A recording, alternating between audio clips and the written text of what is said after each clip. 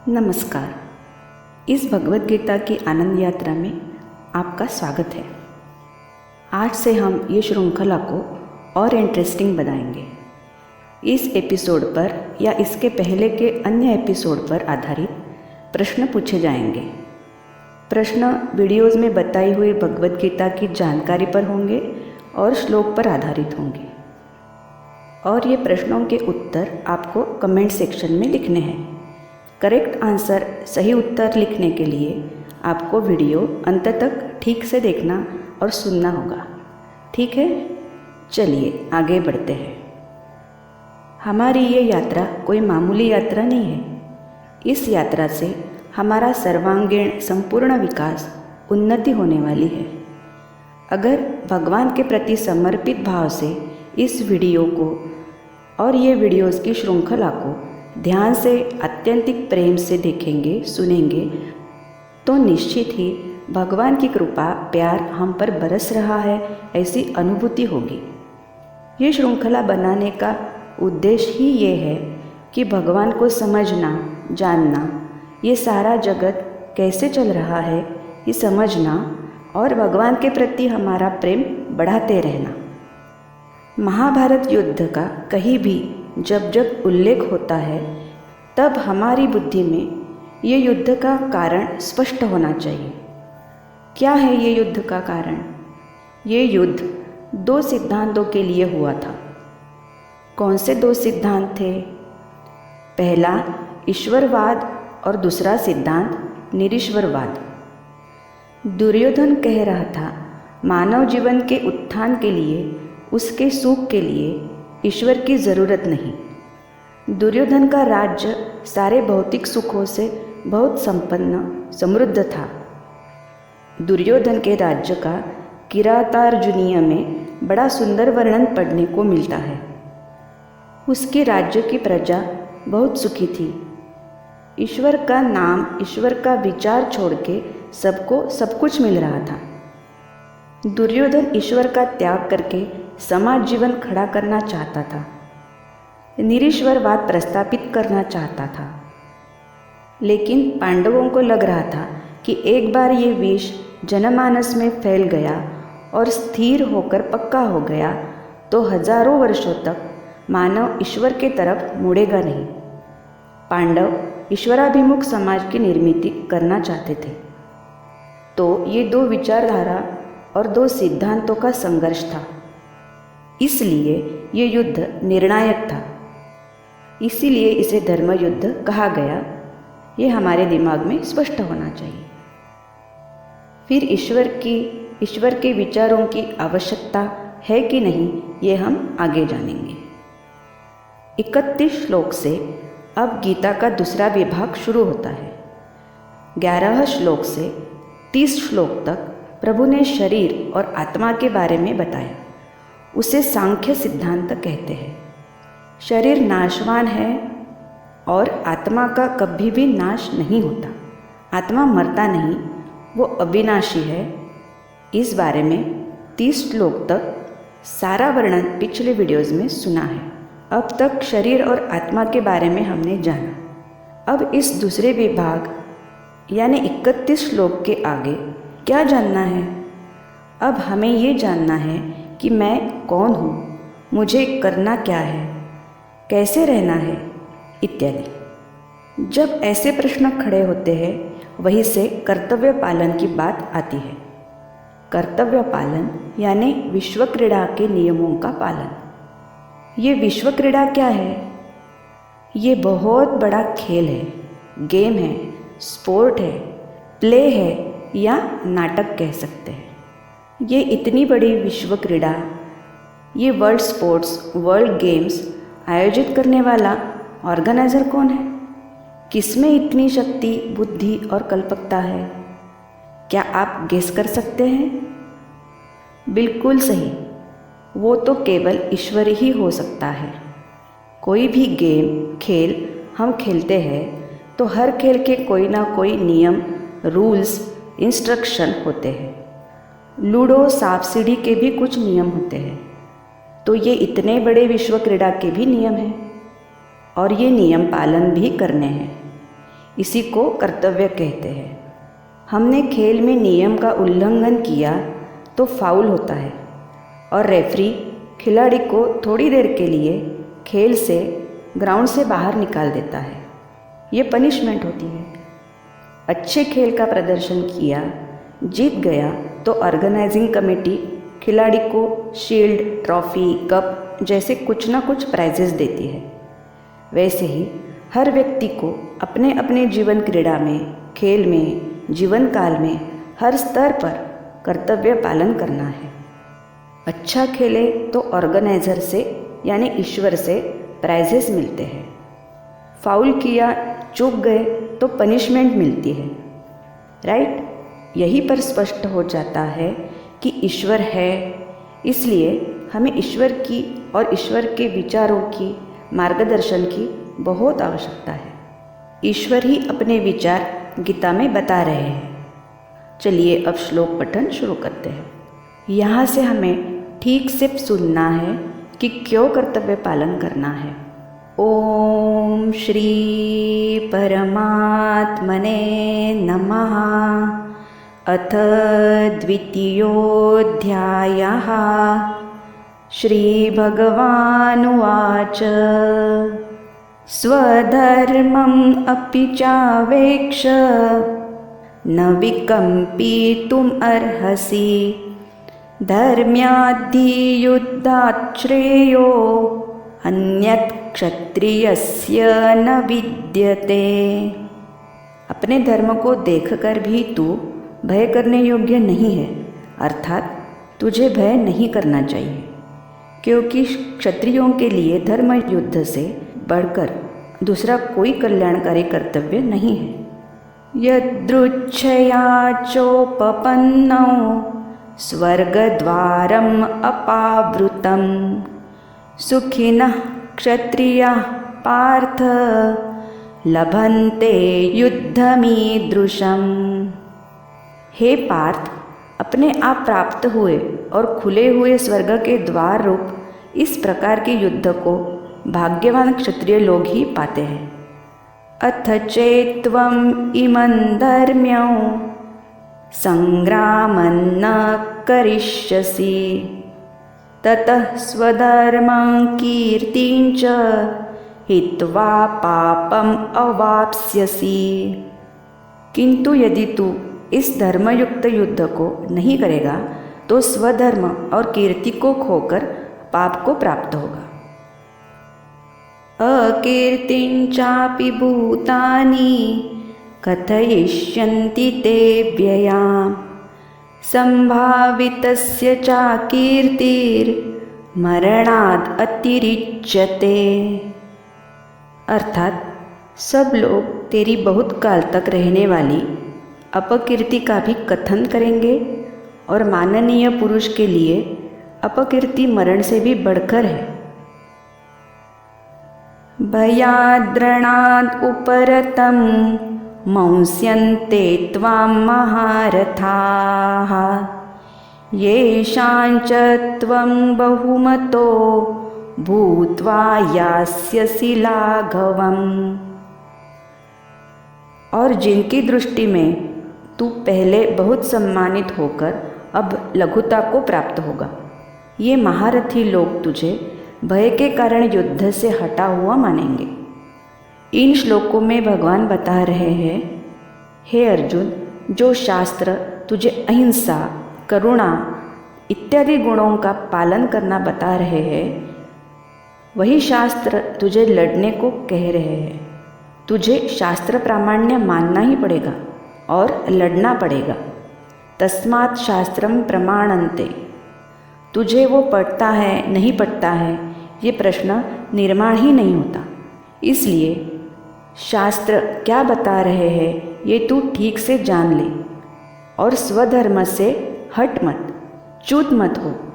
स्वधर्म को पीठ मत दिखा। अब अर्जुन ने क्यों लड़ना चाहिए ये प्रभु बता रहे हैं। सुनते हैं आगे के श्लोक में। अवाच वादांश्च बहून् वदिष्यन्ति तवाहिताः निंदन्तस्तव सामर्थ्यं ततो दुःखतरन्नु किम।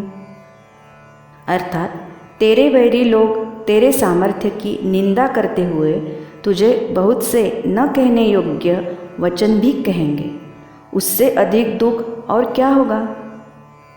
हतो वा प्राप्स्यसि स्वर्गं जित्वा वा भोक्ष्यसे महीम् तस्मात् उत्तिष्ठ कौन्तेय युद्धाय कृतनिश्चयः।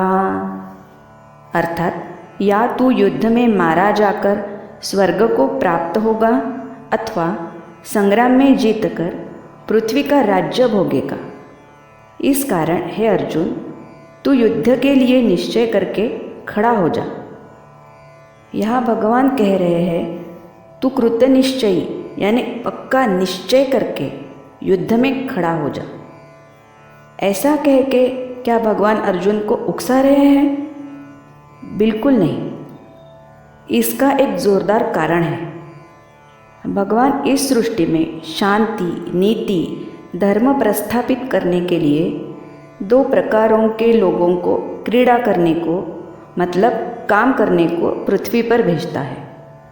एक प्रकार होता है तत्वचिंतक संतों का, जिनमें अमाप प्रेम और अप्रतिम परोपकार की भावना होती है, और दूसरा प्रकार तत्वज्ञ वीरों का। इनके पास विशाल अंतःकरण, ओजस्विता युक्त मन और तेजस्वी बुद्धि होती है। इन्हें ही अंशावतार कहते हैं। सामान्य लोगों का संरक्षण और संगोपन करना उनका कार्य होता है। सुधारणा और बदलाव के लिए तत्वज्ञ वीर होते हैं। अर्जुन ऐसा ही तत्वज्ञ वीर था। इसलिए प्रभु कहते हैं, हे अर्जुन, इस जगत में तेरा रोल, तेरा कार्य क्या है, ये ठीक से समझ ले। तू तत्वज्ञ वीर होने के कारण तुझे युद्ध करना ही चाहिए। ये युद्ध में सारे लोग मारे जाएंगे, इसलिए उनके लिए तेरे मन में कारुण्य भाव है, ये ठीक है। लेकिन आगे की अनेक पीढ़ियाँ, जनरेशंस के लिए तू क्यों नहीं सोचता? उनके लिए कारुण्य क्यों नहीं दिखाता? तू नहीं लड़ेगा तो ये सृष्टि पर दुर्योधन राज करेगा और निरीश्वरवाद, अधर्म, अनैतिकता, स्वार्थता फैलाएगा। आने वाली अनेक पीढ़ियाँ बर्बाद होंगी। ये युद्ध से एक ही पीढ़ी का नुकसान होगा, लेकिन अगले पीढ़ियों की बर्बादी रोकने के लिए और उन्हें सुखी, ईश्वरपरायण, धर्मपरायण बनाने के लिए इन अधर्मियों के साथ युद्ध करना तेरा धर्म ही है।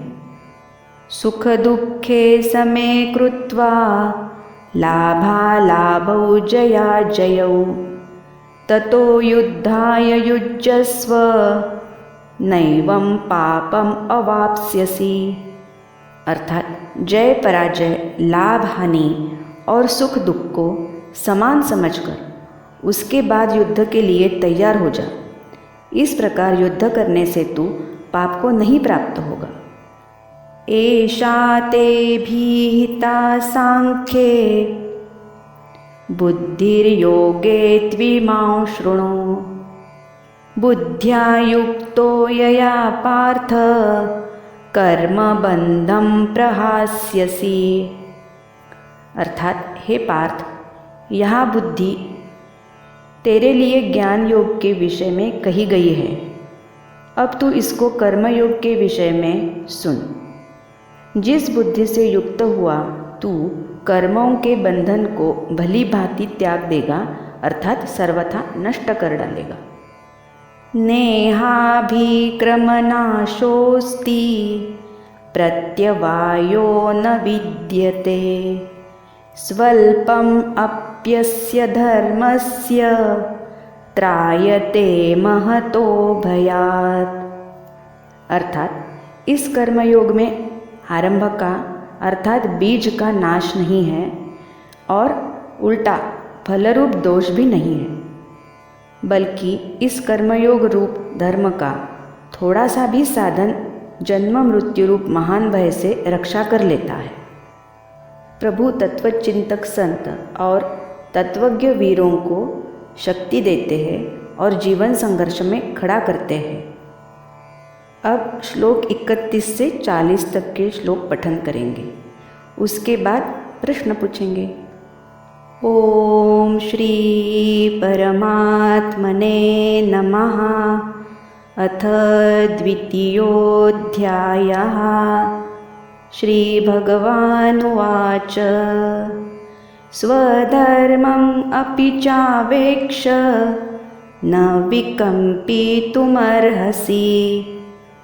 धर्म्याद्धियुद्धात् श्रेयो अन्यत् क्षत्रियस्य न विद्यते। यदृच्छया चोपपन्नौ स्वर्गद्वारम् अपावृतम्। सुखिनः क्षत्रियाः पार्थ लभन्ते युद्धमीदृशम्। अथ चेत्त्वम् इमं धर्म्यं संग्रामं न करिष्यसि। ततः स्वधर्मं कीर्तिं च हित्वा पापम् अवाप्स्यसि। अकीर्तिं चापि भूतानि कथयिष्यन्ति ते व्ययाम्। सम्भावितस्य चाकीर्तिर्मरणाद् अतिरिच्यते। भयाद्रणाद् उपरतं मंस्यन्ते त्वां महारथाः। येषां च त्वं बहुमतो भूत्वा यास्यसि लाघवम्। अवाच्यवादांश्च बहून् वदिष्यन्ति तवाहिताः। निन्दन्तस्तव सामर्थ्यं ततो दुःखतरन्नु किम्। हतो वा प्राप्स्यसि स्वर्गं जित्वा वा भोक्ष्यसे महीम्। तस्मात् उत्तिष्ठ कौन्तेय युद्धाय कृतनिश्चयः। सुखदुःखे समे कृत्वा लाभालाभौ जयाजयौ। ततो युद्धाय युज्यस्व नैवं पापम् अवाप्स्यसि। एषा ते भीहिता सांख्ये बुद्धिर्योगे त्विमां शृणु। बुद्ध्या युक्तो यया पार्थ कर्मबन्धं प्रहास्यसि।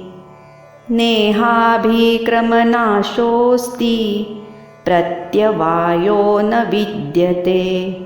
स्वल्पम् अप्यस्य धर्मस्य त्रायते महतो भयात्। चलिए, यहाँ हमारे श्लोक पूरे हो गए। अब प्रश्न पूछने का समय। लेकिन उसके पहले आपको ये वीडियो पसंद आया तो फटाफट लाइक, शेयर और सब्सक्राइब करें। और डिस्क्रिप्शन सेक्शन में वीडियोस की प्लेलिस्ट दी है, उसे क्लिक करके देख सकते हैं। धन्यवाद। चलिए, अब पहला प्रश्न। आत्मा अविनाशी है, उसे काटा नहीं जा सकता, जलाया नहीं जा सकता, सुखाया नहीं जा सकता। इस तरह का वर्णन कौन से अध्याय के कौन से श्लोक में है? दूसरा प्रश्न। तू कृतनिश्चयी होके युद्ध में खड़ा हो जा, ऐसा कौन से श्लोक में भगवान अर्जुन से कह रहे हैं? ये दो प्रश्न श्लोक के ऊपर है, आपको ये ढूंढने हैं और उसका उत्तर कमेंट सेक्शन में लिखना है। अब दूसरे दो प्रश्न जानकारी पर है। तीसरा प्रश्न। भगवान अर्जुन को तुझे लड़ना ही पड़ेगा, ऐसा क्यों कह रहे हैं, किस आधार पर कह रहे हैं? अब चौथा प्रश्न। कौन से दो प्रकार के लोगों को प्रभु शक्ति देते हैं और जीवन संघर्ष में खड़ा करते हैं? ये दो प्रश्न जानकारी के ऊपर थे। तो आपको इस वीडियो में या अन्य किसी वीडियो में ये चारों प्रश्न के उत्तर ढूंढने हैं और कमेंट सेक्शन में लिखने हैं। श्लोक के प्रश्नों में आपको श्लोक का नंबर या श्लोक लिखना है और अध्याय का नाम लिखना है। ठीक है, चलिए उत्तर ढूंढिए। जल्दी ही मिलते हैं नए श्लोक, नई जानकारी और नए प्रश्नों के साथ। तब तक अपना और सबका ख्याल रखिए और खुश रहिए। नमस्कार।